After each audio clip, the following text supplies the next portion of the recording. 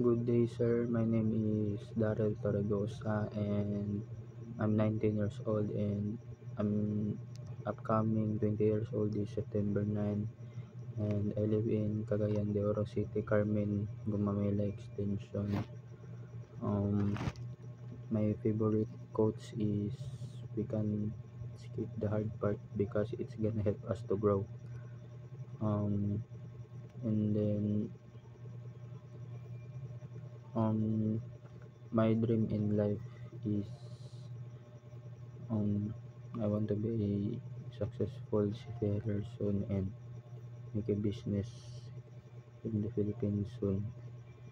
And then my class expectation is be prepared, respect everyone, listen and participate, and be responsible. Stay on task and teamwork and work hard. That's all, sir.